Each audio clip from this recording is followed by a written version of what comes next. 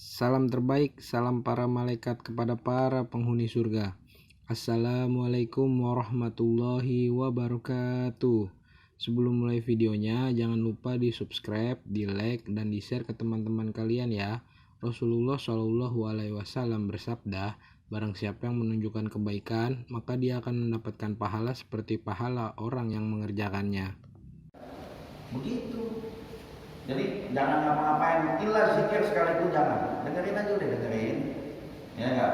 Kecuali kalau imamnya udah gibah. Ngomongin orang deh. Ya, itu dikatakan dalam satu kitab fikih itu ente harus menghindar, cari cara bagaimana supaya ente enggak di situ. Kecuali itu. Kalau enggak cuma kayak begitu, dengerin deh. Tidur bagaimana, Ustaz? Jangan, tidur batal. Ya enggak? Yang menyebabkan batal wudu apa aja? Satu, tidur. Ya enggak? Apalagi tidurnya akan bisa diam. Ya, min ghairi tamakkunin katanya. Tidurnya begini modelnya. Gerak. Wah, belakang. Wah, samping. Wah, rusuh juga di tidurnya. Ya, emang benar. Paling kesel kalau lagi ceramah tidurnya begini. Rasanya kita kayak ngedongengin dia. Kesel banget. Ya, kita mati-matian ceramah. Wah, sampai kencang-kencang ceramah. Lu masih makin ceramah, makin pules deh tidurnya. Ya, itu namanya ghairu tamakkunin. Geser ke sini, geser ke kiri, geser ke belakang. Itu yang bagus bagaimana, Ustaz? Yang bagus ente keluar, ente wudu, ente masuk lagi. Kalau ente biarin itu kondisi tetap jalan begitu, khawatir wudu ente batal. Kalau wudu ente batal, ya percuma ente nerusin sholat, wudunya batal. Percuma nggak? Percuma. Batal sholat, belum tentu batal wudu. Batal wudu pasti batal sholat, benar nggak? Batal wudunya, batal nggak sholatnya? Batal.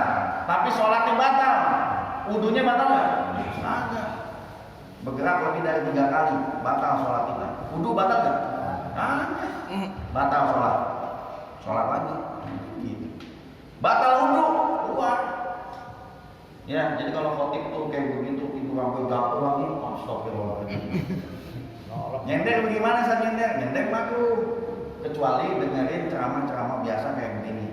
Kalau khotbah itu bagian daripada sholat, bertumpu kepada satu benda, ya, yang sekiranya bakal menegaknya begini dalam sholat. Terus tanpa alasan yang nyender begini, makruh sholat itu. Ini begini nih, makruh sholat itu begini. Nah, kan itu kan gak lagi sholat, dengerin khotbah. Dengerin khotbah Jumat sama dengan sholat. Ada orang yang kalau dengerin khotib nyarinya tiang. Yang belum mana. Kata dia, wah ada penuh lagi tiang. Dia nyender. Gak boleh dengerin walaupun nanti natap khotib jelas. Gak tidur, gak ngapa-ngapain, tapi gak boleh nyender. Pokoknya apa aja dimakruhin dalam sholat. Benerin baju dimakruh hukumnya. Di kitab apa namanya? Goyah wa takrib yang apa matanya Fathul Qorib. Ada orang punya rapi dulu. Bawaannya kalau habis bangun, kayak silang. Mati itu, Pak. Udah begitu aja kecuali memang keangkat sampai kelihatan auratnya, wajib yang ditutup. Ini memang orangnya bahasa wah rapi ya. Makruh hukumnya. Ada yang mintangan juga ada. Mainin aja. Makruhnya bergerak aja, mata ke atas. Ada. Kalau kesini nih nggak makruh nih. Ada masjid yang pintu masuknya dari apa nih kiblat. Jadi setiap orang masuk kita liatin gitu. Ya ada nggak masjid? Ada masjid begitu ada. Udah ada pastikan ya ada. Iya, iya ada tahu tuh masjidnya ada pasti. Ada. Nah itu keganggu tuh orang masuk dilirikin. Kalau datang tuh ya, dia rajin ngeliatin orang kayak begitu. Masih belum ngaku selama mata ente. Kalau pala sebatal, ini baru. Nah, kalau lirikan ke atas mata doang ngaku. Begitu. Sekolah dari awal ke atas, aku. Latih cicep berantem tuh, dilatih naik ke atas. Jangan. Nah itu tadi Ustaz masih ada kaitannya. Yang kayak tadi memainkan HP. Berarti kan di dalam sholatnya itu biasa, cuman pahala Jumat kali yang nggak ada. Dia nggak masuk Jumat jadi nggak ada Jumat buat dia. kalau sampai batal, Jumat nggak bisa diganti Pak, harus dulu langsung, khusus buat dia aja, gitu ya. Ya dulu apa kita ngobrol sama salah satu guru di sini, Kiai Faruk, beliau pernah khotib di tempat yang pernah aneh khotbah juga. Memang jamaahnya nggak banyak, memang kita nggak bisa Pak lanjutin kalau khotib naik, jamaahnya nggak nyampe 40 mau ngapain? Kita naik nih, melihat Assalamualaikum warahmatullahi wabarakatuh. Ini jamaah, ya kita nggak ngitung sih, cuma maksudnya kira-kira deh, ya kayak begini nih, ini nyampe 40 nggak nih? Enggak kan? Ya kayak begini yang hadir, saya kan taksis tuh deh dalam kitab. Beliau ngobrol sama saya ragu nih kalau kayak gitu sana gitu. Kayaknya kalau gitu nggak sanggup kita buat khotbah. Ini masalahnya nggak memenuhi syarat. Itu bisa ngulang johor global Pak, semua, bukan cuma imamnya. Ini kita semua yang ada di sini, termasuk orang yang datang duluan dari tadi, ke bawah-bawah semua harus ngulang johor. Kalau mutakin sih enggak sih saya kena. Sini kan saya lihat, ya lumayan deh. Ya artinya ada ya. Emang ada beberapa tempat kayak kantor gitu kan. Bel sama ajan, tetap patuhan bel dia daripada ajan. Kalau belum waktunya keluar, dia kata ajan sampai beberapa kali juga, dia nggak bakal tetap sholat. Jadi ngumpulnya kudu di situ. Itulah ikhtiar, makanya para ulama kita males kalau khotib diundang di kantor tuh males. Malesnya kenapa? Kita udah ceramah, jamaahnya belum 40. Kalau jamaah belum 40, nggak ada Jumat akhirnya buat dia. Gitu ya. Ustaz, Ya. saya pernah dengar tuh Pak Ustaz menjelaskan bahwa kita beramal itu kalau khutbah udah khutbah itu nggak boleh. Itu penjelasan bagaimana tuh? Gini, amalan apa aja udah nggak ada yang perlu kita kerjain. Kondisi kita lagi ibadah, semua amalan tertegah semua, termasuk amalan kita tuh yang ada di situ. Makanya masjid perlu mensiasati bagaimana caranya supaya sebelum khotib naik udah selesai. Kalau kita contoh di Asyirah di tempat Kiai Syafi'i Azami, kalau saya khotbah itu ini kotak amal tuh berjalan ke belakang dulu, khotib nggak dinaikin sama dia sampai selesai. Atau satu kotak gitu kan cepet nih, kalau dari sini ke sini cepet, tinggal pantau lihat semua udah nyampe baru. Kenapa? Satu, maka malaikat nutup buku amalnya nggak ada yang tercatat sama sekali. Kedua, itu satu amalan yang benar-benar tertolak, yang nggak ada hasilnya. Mungkin ke masjid ada hasilnya, tapi ke orang yang beramal nggak ada hasilnya. Bapak-bapak kan cuma dituntut fadilah amal di hari Jumat, Pak. Bukan di sholat Jumat, tapi di hari Jumat. Kira-kira khotib kalau kelar ceramah hari Jumat atau hari Sabtu? Masih Jumat ya. Nah, kalau khotib kelar masih Jumat, kalau emang ente niat nih, tinggal ente cari kotaknya. Tadi kotaknya bagaimana? Sono, ente samperin.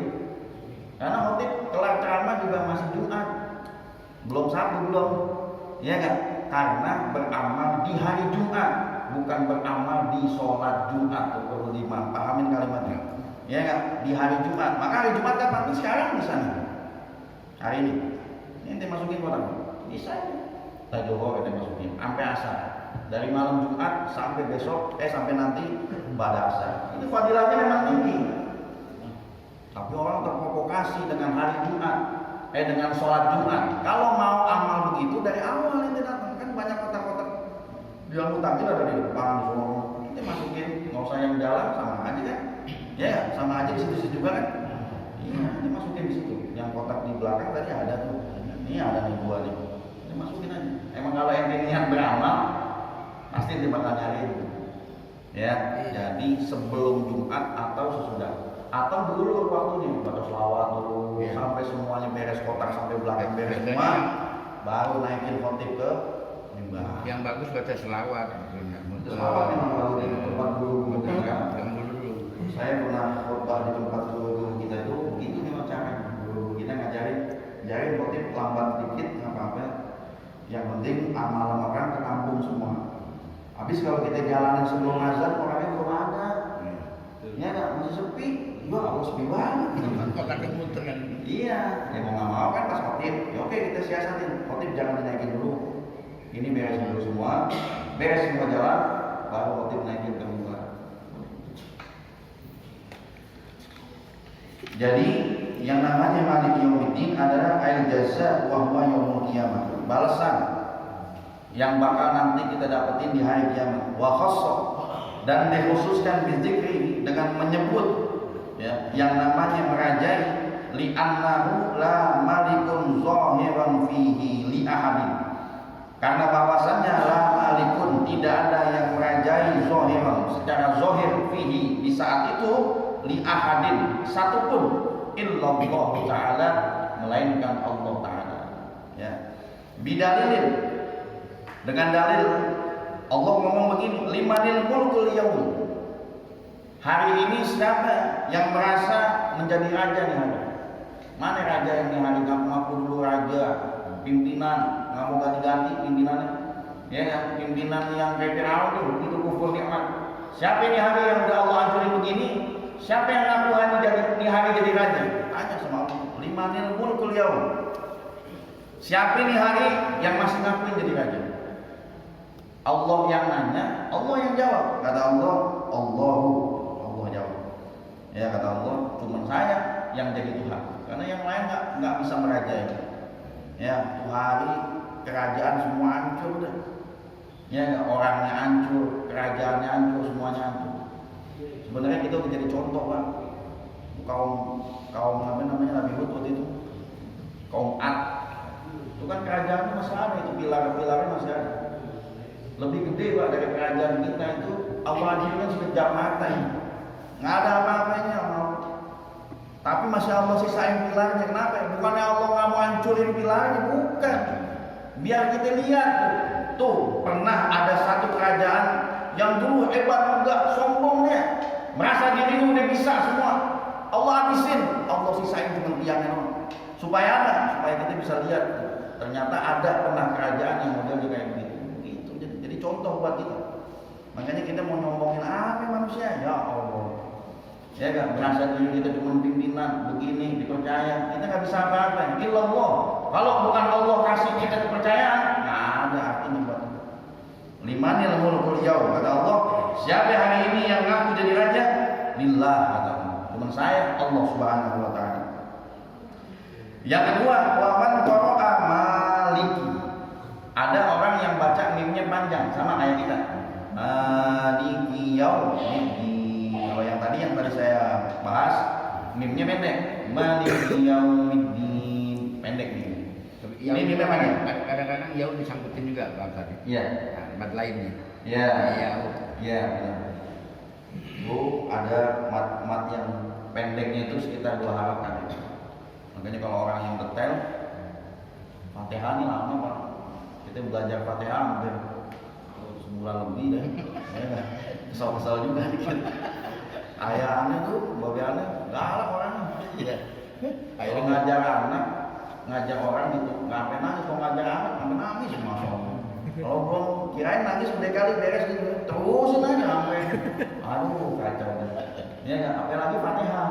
Ternyata berasa Pak. Bapak-bapak kirimin Fatihah sama orang lain.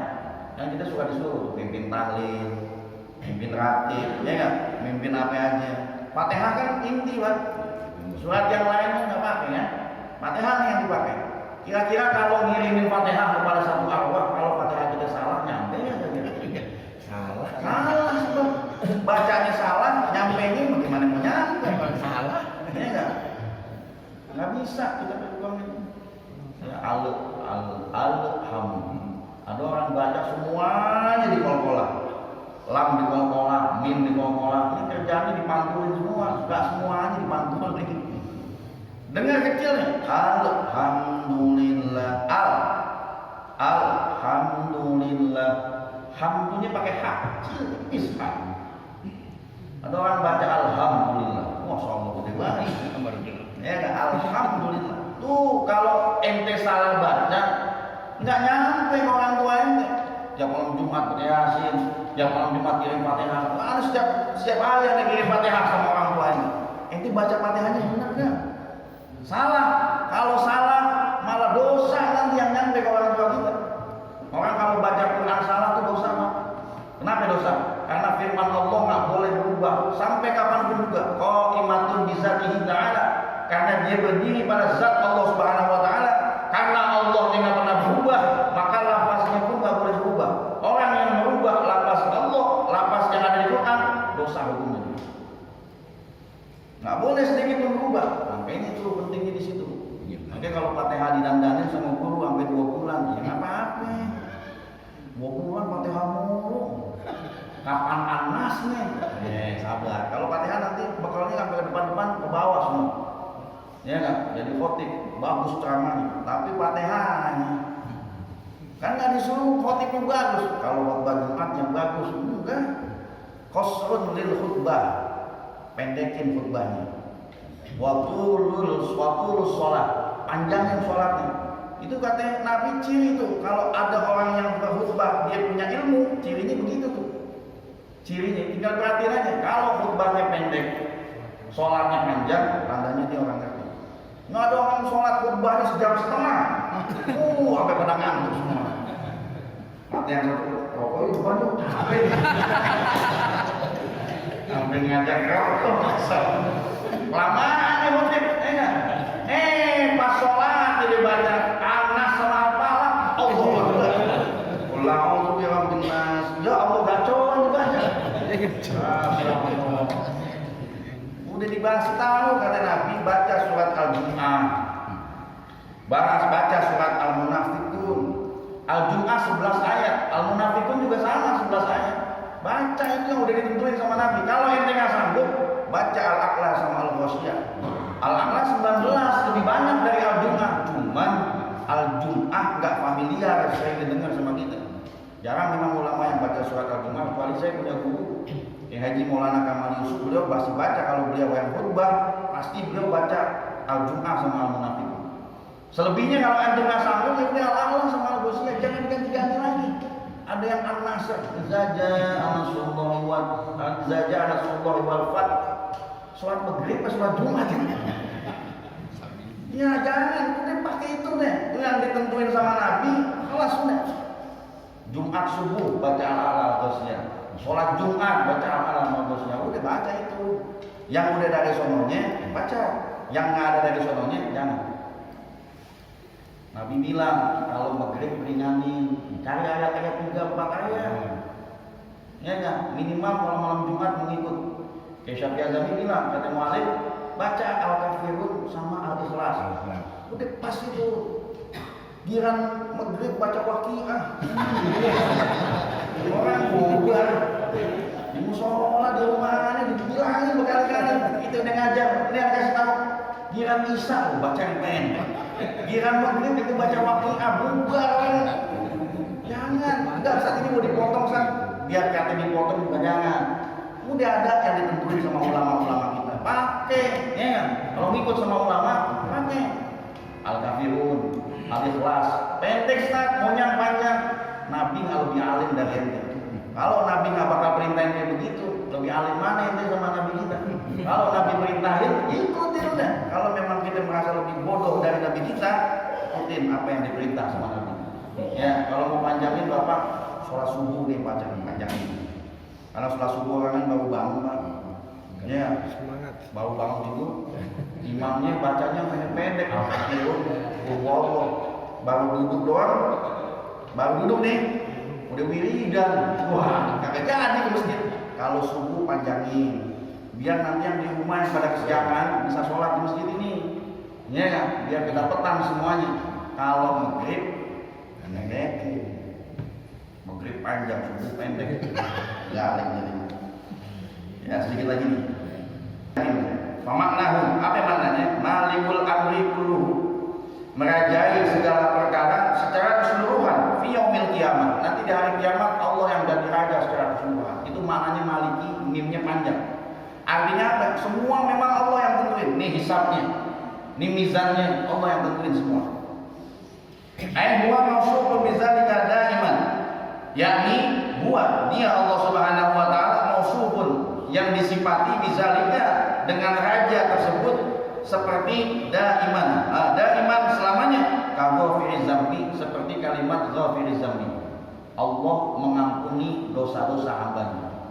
Itu kan daiman. Selama ente minta ampun, pasti Allah ampuni dosa.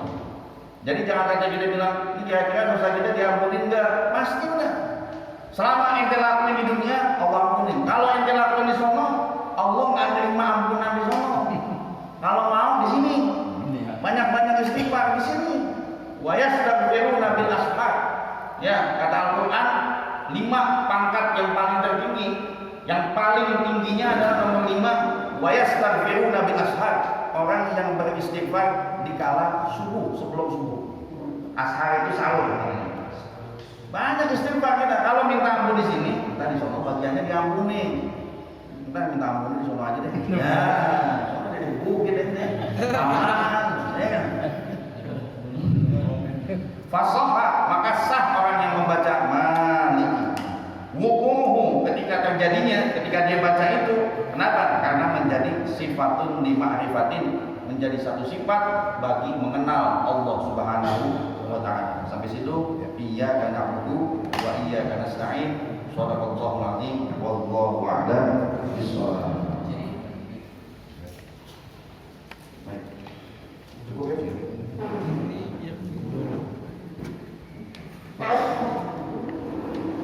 Bismillahirrahmanirrahim.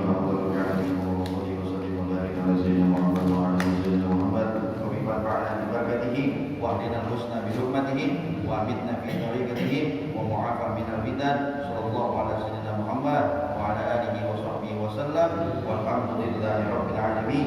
Assalamualaikum warahmatullahi wabarakatuh.